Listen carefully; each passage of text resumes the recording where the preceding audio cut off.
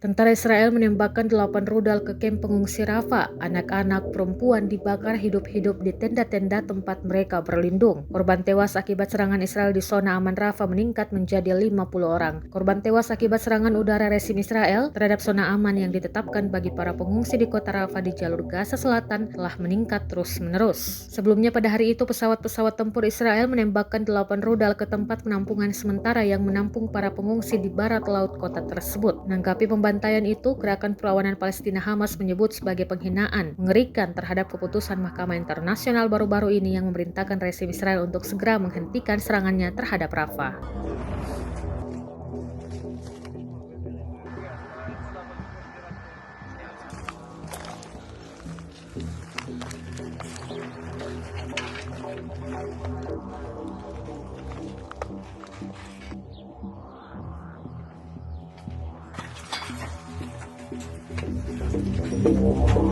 Download Tribun X sekarang, menghadirkan lokal menjadi Indonesia.